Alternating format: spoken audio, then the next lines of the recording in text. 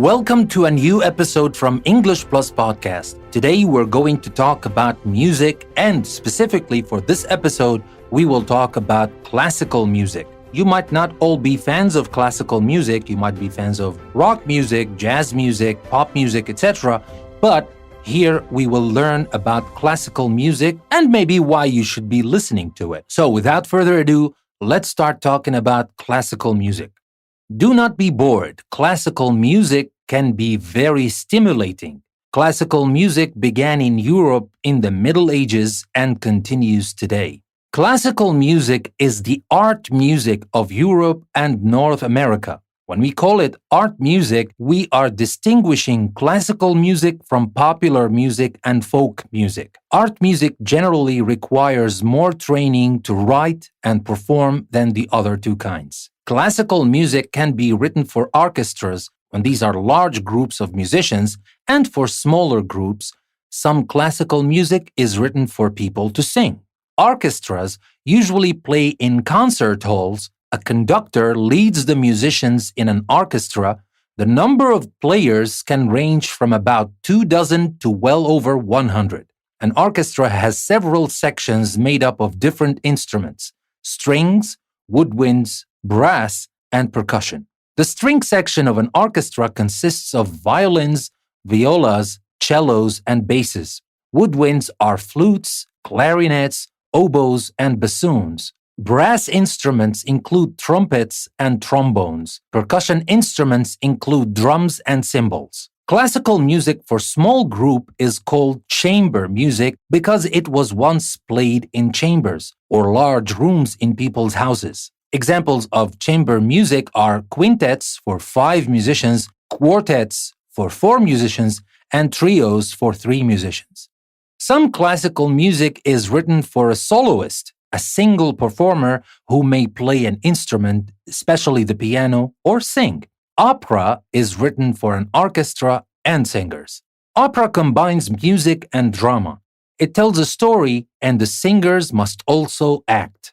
Operas have lavish stage sets, which is the scenery, and fancy costumes. Many operas also feature huge choruses, dance numbers, and brilliant displays of the singers' voices. Thrilling operas include Madame Butterfly by Giacomo Puccini, Carmen by Georges Bizet, and Rigoletto and Aida by Giuseppe Verdi. These operas all have tragic endings.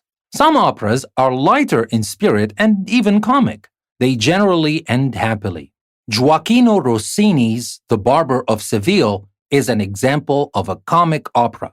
The light operas of Gilbert and Sullivan and other composers are sometimes called operettas. In the United States, operetta changed into a popular form, the musical. The musical is a play that has songs, choruses, and dances in its story. Many operas feature dances or long passages played by instruments that actually interrupt the action. That's how the symphony originated. It started out as an instrumental introduction to 18th century Italian opera. Symphonies then became all the rage in Germany and Austria. The symphony is a composition written for orchestra. It generally has 4 contrasting sections or movements. In a performance, there is plenty to look at because of the fantastic array of instruments. Famous symphony composers include Ludwig van Beethoven, Johannes Brahms, Peter Tchaikovsky, Gustav Mahler, and Dmitri Shostakovich. There are different styles in classical music depending on when the music was composed.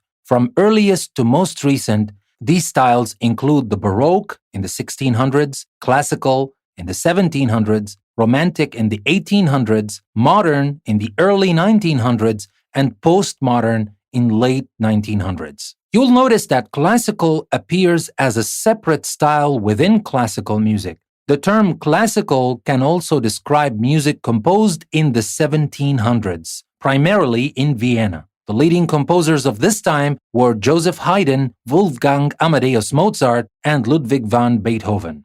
They were a brilliant group. You might begin listening to classical music with their works. So, with that being said, that'll be all about classical music, but I still have a couple of things to talk about. Of course, there are a couple of words I want to focus on. And I hope by now that I kind of encourage you to listen to classical music if you're not already fans of classical music. And now let's talk about those words we would like to focus on. But before we do that, let me remind you that you can find a link in the description of this episode that will take you to our website, EnglishPlusPodcast.com. There you will find the show notes, you will find interactive activities that you can do on our website, and you will find a PDF practice worksheet you can download and do on your own. Check your answers. We have crossword puzzles, a lot of fun stuff to help you remember the words and to practice your listening while you're listening to it. So please take this further step to improve your English even better by going to our website, doing the interactive activities, or download the PDF if that's what you prefer. But there you will definitely improve your English a lot more. And if you like the content we're creating, you can support us by becoming a patron of the show on Patreon. You will also find a link to Patreon in the description of the episode. Now let's move back and let's talk about these words I want to focus on. And let me start with the very first word here when we said, don't be bored, classical music can be very stimulating. Now, when you use stimulating, you are talking about inspiring new ideas or simply enthusiasm. Now, for some people, that might be true. For myself, I'm a big fan of classical music, so that is very stimulating when we talk about classical music. For some other people, they might have their own style of music that is very stimulating. But let me tell you, folks, classical music can be very stimulating for all kinds of people, and that's why it endured the test of time and it still survives today, unlike many other forms or songs that never stood the test of time. Now, with that being said, that is stimulating. Let's move on to talk about the next word. Here, when we call it art music, we are distinguishing classical music from popular music. Now, here, what is the meaning of distinguishing? If you can distinguish one thing from another or distinguish between two things, you can see or understand how they are different. So that is the meaning of distinguish. And next, we were talking about the operas, and we said that operas have lavish stage sets and fancy costumes. Now, we have here lavish, fancy costumes. What are these words? Now, lavish, if you describe something as lavish, you mean that it is very elaborate and impressive, and a lot of money has been spent on it. That is the meaning of lavish. Of course, we can use it for other things as well, not only for the operas. But that is what the opera is famous for. They have lavish stage sets or sceneries. But then we also said fancy, which is a word that is closely related to lavish.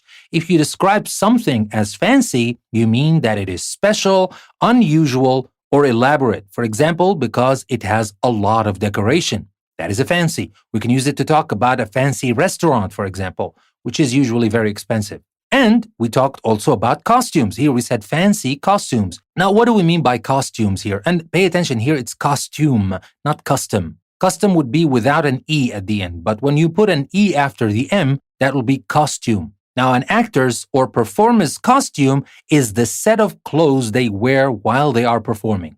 So here we're talking about the set of clothes for these performers for the operas, and these are usually fancy costumes. And then we talked about the choruses. We said many operas also feature huge choruses. Now, what is the chorus? A chorus is a large group of people who sing together. And here, as we said, many operas also feature huge choruses, a lot of people. And you might have seen that on TV before. That is what we call a chorus. And then we continue talking about the opera, and we talked about thrilling operas like Madame Butterfly by Giacomo Puccini, Carmen by Bizet, and Rigoletto and Aida by Giuseppe Verdi. But what is the meaning of thrilling operas? Now, something that is thrilling is very exciting and enjoyable. But unfortunately, these thrilling operas all have tragic endings.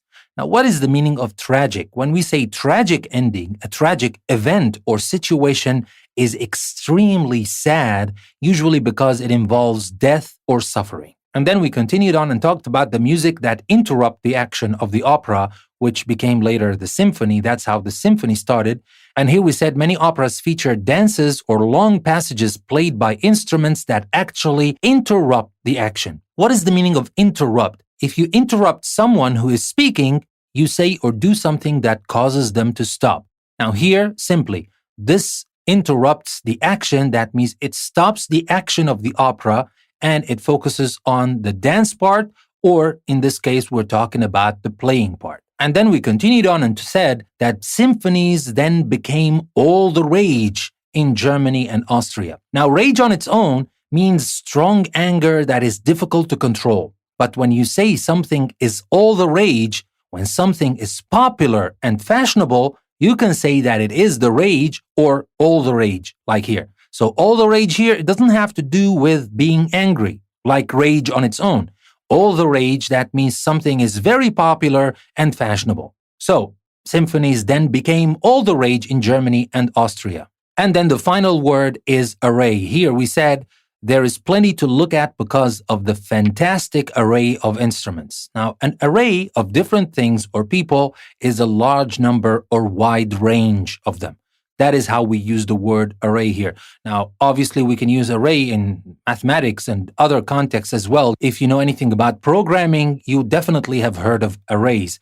But array here can be used in everyday language. That means a large number or a wide range of something. Now, with that being said, that'll be all. I hope you enjoyed this episode and you learned a couple of things about classical music. And of course, because we are English Plus Podcast, we have to teach you something. So I hope you also learned a couple of good words you can use in your own speaking and writing. I cannot stress enough the importance of practicing the things you learn. Of course, if you're here to enjoy yourselves and to listen to the podcast, just to listen to it, we're honored to have you with us. And thank you very much for picking our podcast. But if you want to take it a step further and if you want to improve your English, take the link, go to our website, EnglishPlusPodcast.com. The link you will find in the description will take you straight to the post we created specifically for this episode. You will find the show notes, you will find the practice worksheets, you will find the interactive activities for the new words you learned in this episode. Everything you will find there. Go there and improve your English every day with our daily episodes here in English Plus Podcast. Thank you very much for listening to another episode. This is your host, Danny. I will see you next time.